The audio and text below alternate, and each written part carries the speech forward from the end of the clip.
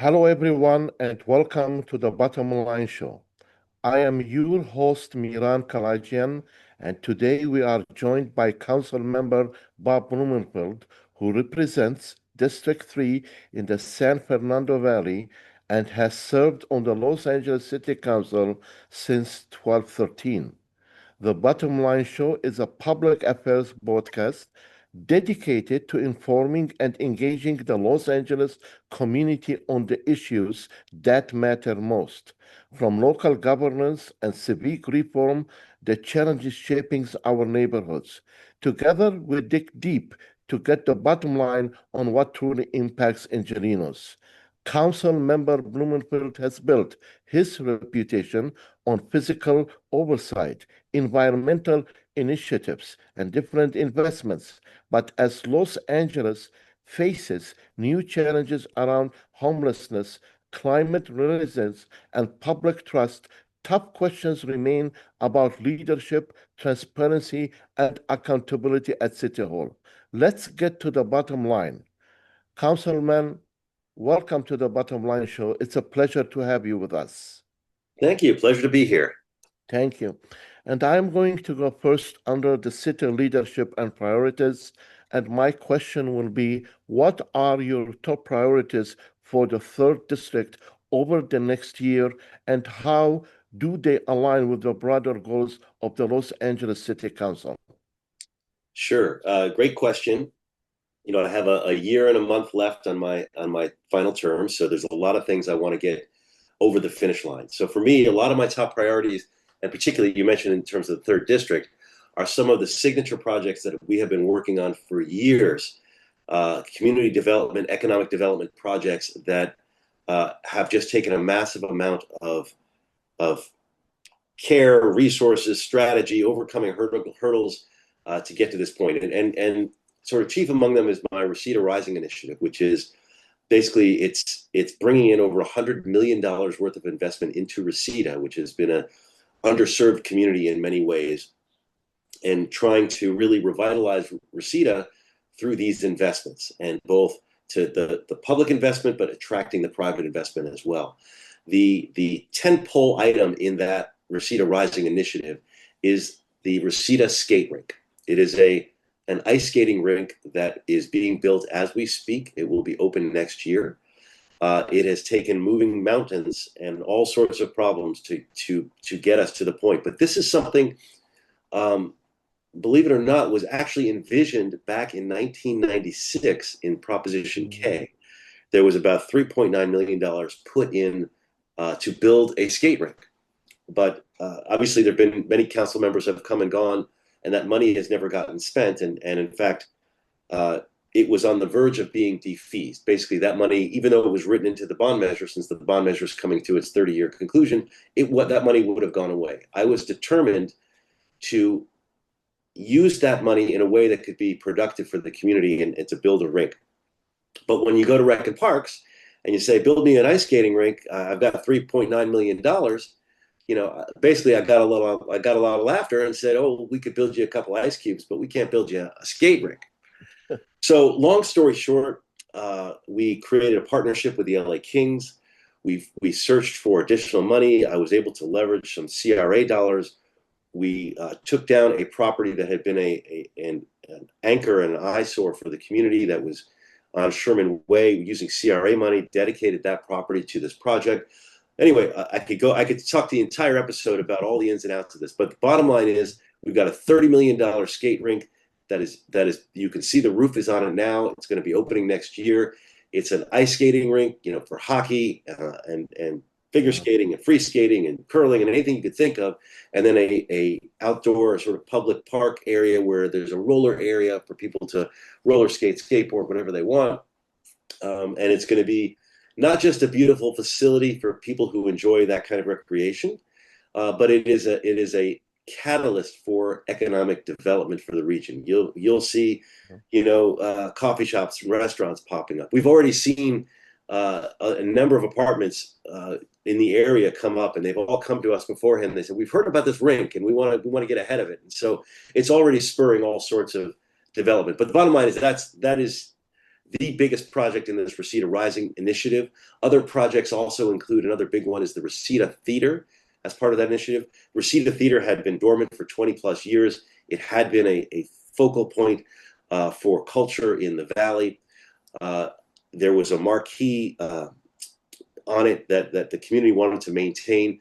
Long story short, there were a lot of investments, CRA, et cetera. We managed to put together a process where the old Reseda Theater is, what will be there now is in the backside is senior affordable housing that's up and running, that's already there, including affordable. And then where the actual theater is will be a new theater, but the old marquee, the historic marquee, will still be there. That facade will be maintained and upgraded, but that classic look will be there. And then there will be theaters on the top level, and there'll be a food court, with local restaurants on the bottom. So it will also be another hub for economic activity. We are putting that together. That should be up and running by the end of next year. In terms of Reseda Rising, there's other things like the LA River Path. That's a $30 million project that's going out to bid on November 25th. Bids are due on January 16th. That's been a big priority for me to make sure that I get the entire, the LA River for me is that 51-mile linear park. Is a vision I've been part of since I was at the Conservancy, several decades ago. But what it means in our district is it's the headwaters starts in Canoga Park High School and goes all the way down through to the Sepulveda Basin. And we've built out most of that as a bike path, and we're going to get the rest of it done. So that's Reseda. Canoga Park, I also have major initiatives. The Madrid Theater, major uplift, facelift. That's a $15 million project that is coming to fruition. That is under construction right now. That should be open by the end of next year. The Tosco Theater, which was the old Clyde Porter Theater that was going to be lost to development. It was a private theater. Long story there, but we were able to acquire it and turn it into an arts incubator. And that's part of what I call the Canoga Park Arts Hub, where you have the Canoga Park Youth Center, which we're giving an upgrade to, the Madrid Theater, which is getting a complete facelift, and then the Tosco, which we purchased and have repurposed as a community incubator and theater. All will work hand in glove to be part of this arts hub. All of that, when you talk about priorities, that has been a big priority, and it's all coming to fruition this year. In addition to the Jedi Zone, which we were able to get, which is Sherman Way from Varial to Topanga, streamlined permitting, fee reduction waivers, access to capital, facade improvements, all sorts of great things. I don't want to just ramble on about these projects, but Canoga Park, connecting Canoga Park is also a first last mile improvement, which we've been able to get major state money for, almost 20 something million dollars. That's primarily along Sherman Way and Owensmouth and Valerio. A digital equity program, which is coming to fruition. It's 5G fiber, and it's going to be something very unique in the area. It will be free Wi-Fi along Sherman Way, from Shoup all the way to Canoga, I think. I'll have to double check the exact street, and a plus or minus a block that will be linking the entire Canoga Park Arts Hub. A business source center that we moved from Van Owen to Owensmouth. These are all things that are projects that are majorly coming. And then, of course, you go to my Woodland Hills section of the district, and you have, we brought the Rams there, and my priority for that is to finish that process or really kick off the entitlement process to figure out what is that massive project going to be looking like. And then there's the Reimagine Ventura, which is an initiative I put together on the western part of Ventura Boulevard, which we've done about half of it, where we restriped the parking to have back-end diagonal parking, created more signals and crosswalks and other improvements. But we're moving to phase 2 of that, which is more landscaping and sort of fun stuff for the community. Wow. Overall, it's, a big goal is improving economic development, not just for my district, but for all of LA, bringing business and services and people to the valley. That's been one of my mantras as a council member. It's something I'm continuing to pursue, both on the citywide level as well. Anyway, I probably talked too much for your one question. I don't want to take up the whole time on one question, but it's something that really gets me worked up because there's so many exciting things happening that I'm really focused on in this last year. Yeah, thank you, Council Member. All this exciting has made a great change in our district. I witnessed by myself, and we can see the changes that was very successful. Moving forward, Council Member, you were one of the only 2 members to vote against the rent reform measure. Given Los Angeles' worsening affordability and homelessness crisis, what specific alternatives policies do you believe could protect tenants from displacement while still allowing landlords to cover rising costs and maintain their properties? Great question. I want to emphasize I was one of the two votes against what we sent, but I was for the idea of relooking at our rent stabilization ordinance. In fact, it was my motion, myself and Hugo Soto Martinez. We put together the motion to ask the housing department to relook at the rent stabilization formula because it hadn't been updated for since 1985. However, I thought the housing department did a very good job of putting together a proposal that was very much better for the tenants, but that was balanced. And when it came to council, in my perspective, it got skewed. We lost one of the critical elements of the proposal, which was rent banking, which I think was the most important piece of the housing department's proposal, which is in years when the rent is above the cap or below the floor, that instead of just making that a permanent loss to either the landlord or the tenant, depending on if it's the cap or the floor, that it would be more of a smoothing, and that the next year you would take that delta, whatever percentage you were not allowed to charge in the previous year, and you would add it to the next year. You'd still stay within the cap and the floor, but to me that made more sense with the purpose of the rent stabilization ordinance, which, to remind you and everybody, that the purpose of the rent stabilization ordinance is to keep rent consistent over time in real dollars, so that when you sign a lease for a rent controlled apartment, you know that for the remainder of your time in that apartment, your rent will not go up or down. It will stay the exact same, but adjusted for inflation. That's the key, adjusted for inflation, because if you don't adjust for inflation, then the real rent is going up or down.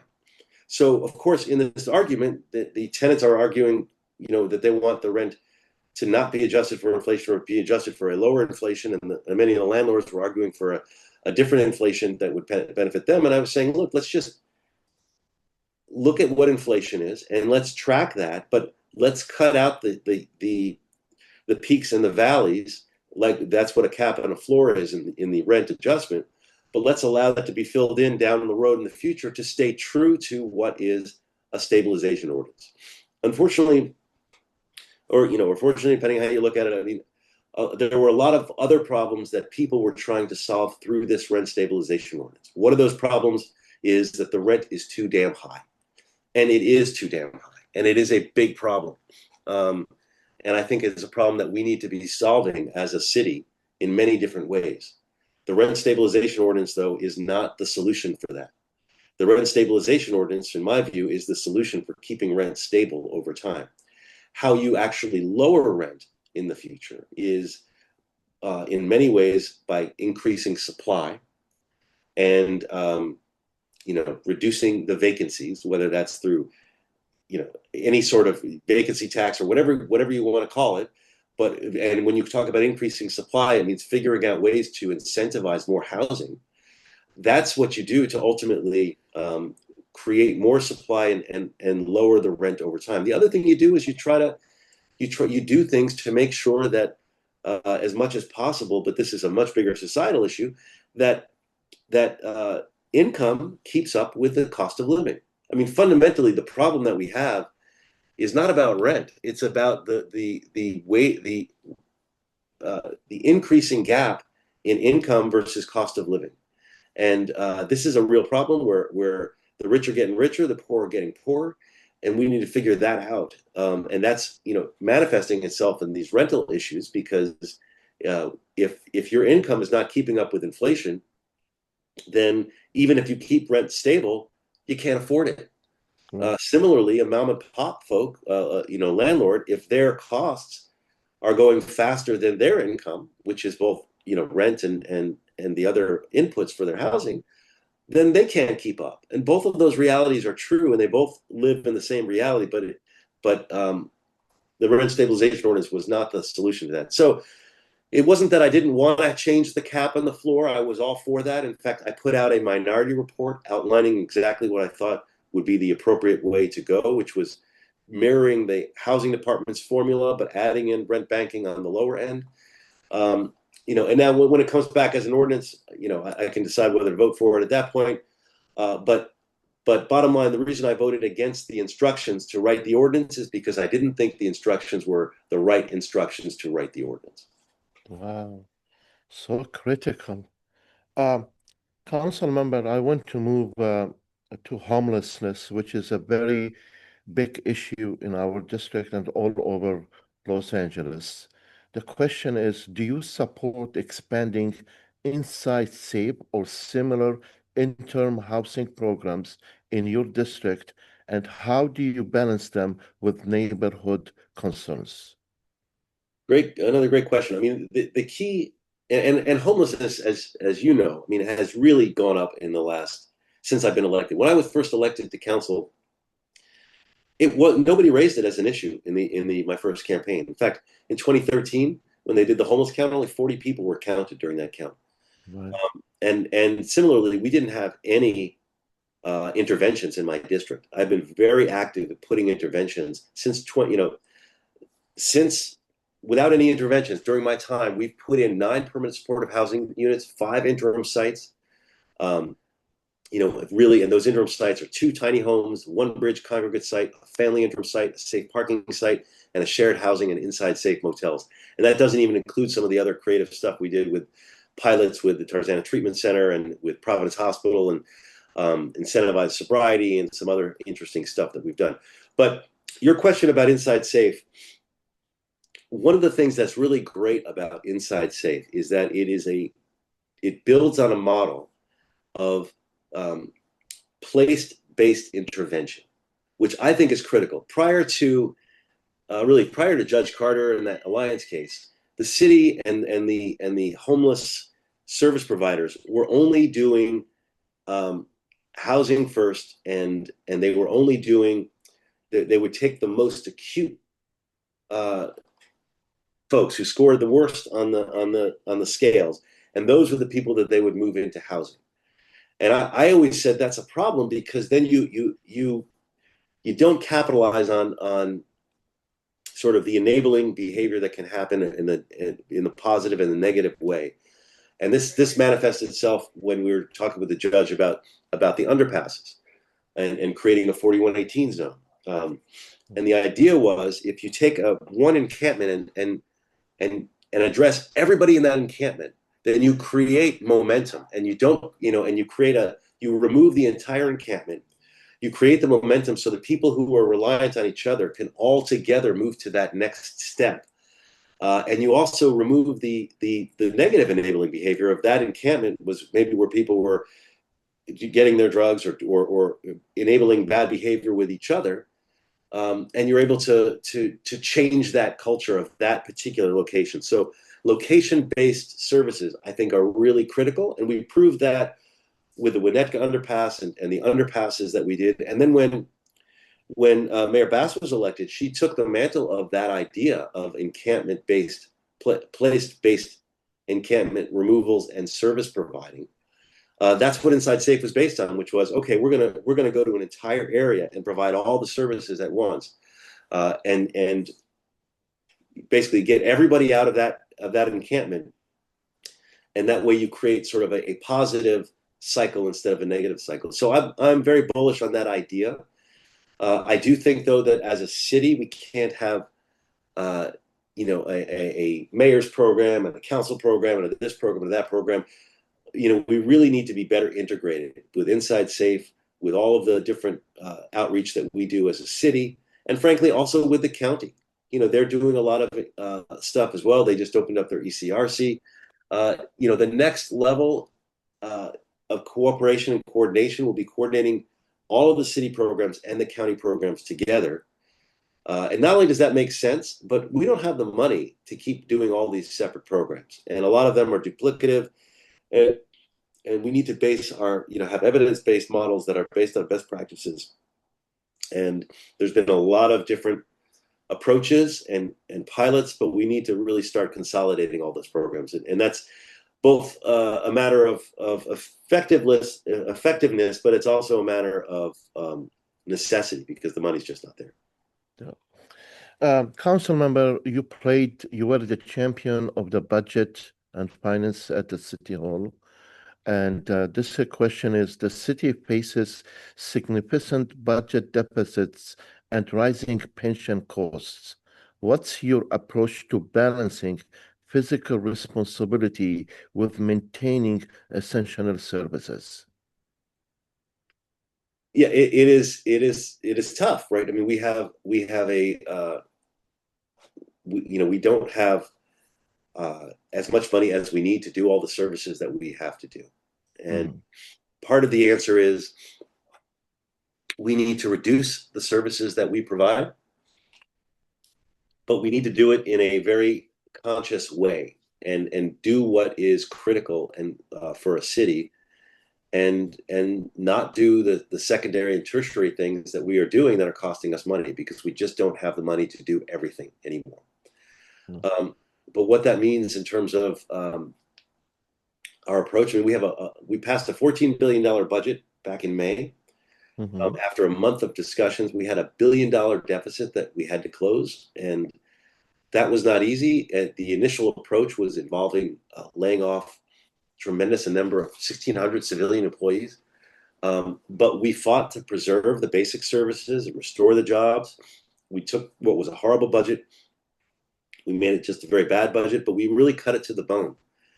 So this year is going to be even more challenging because there's no more meat left. We're really at the bone, and and part of it's also we have to pay people fair wages, and as a city, that's part of our priorities. And last year, one of the reasons we had such a deficit was because we also had major contract negotiations, Right.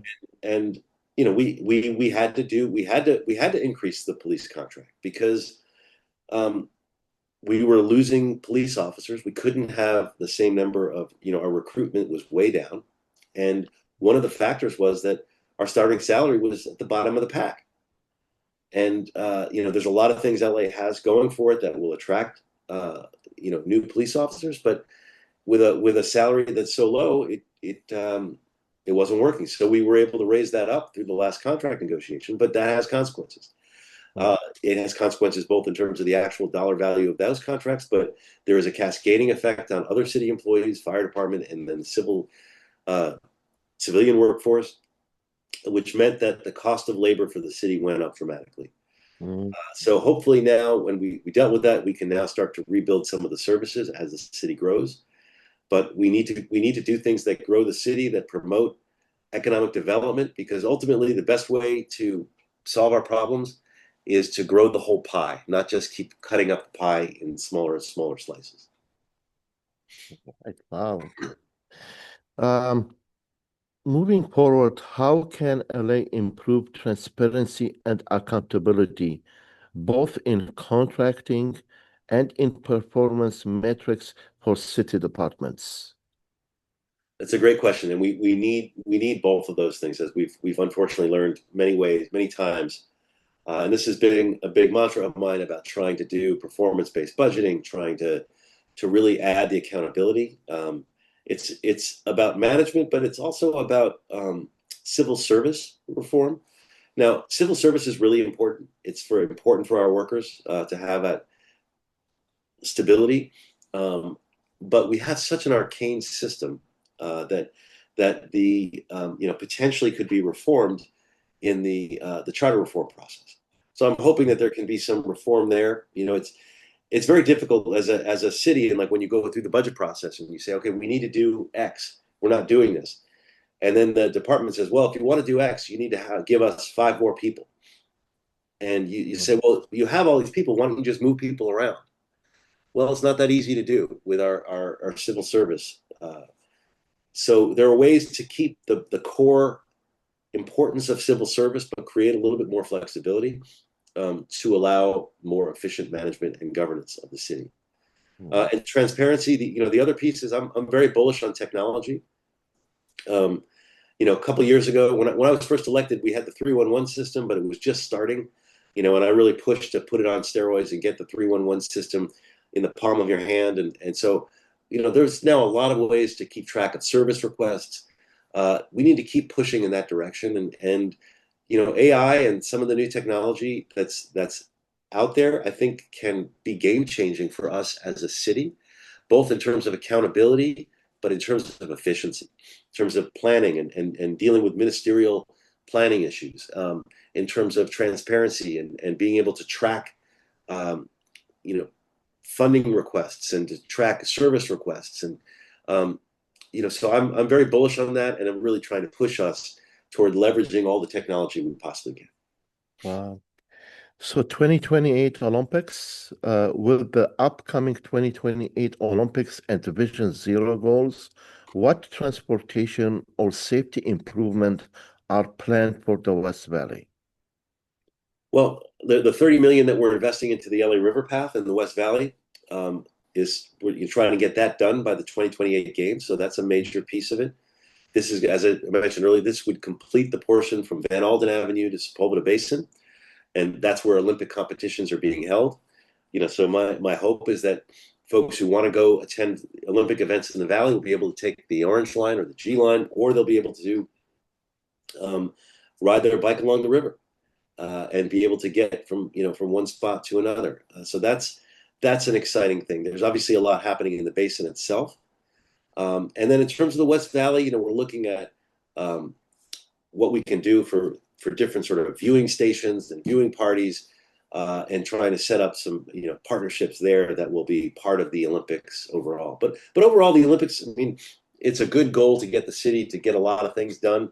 We're going to be piloting all sorts of exciting, interesting things as a city, including potentially helicopter taxis, make it piloted during the Olympics. And so it's a real opportunity to pilot interesting things. But we're also fortunate that, unlike a lot of cities that have to build all these new structures, in the city of LA, we don't have to build sites. We already have the major sites. We have to make some adjustments and that kind of thing, but that is a tremendous savings that we're not building a stadium or anything like that. And finally, on a personal note, what motivates you most public service, and what do you hope your legacy will be when you eventually leave office? Well, I mean, I love public service. I mean, helping people is what gets me up in the morning. Good policy.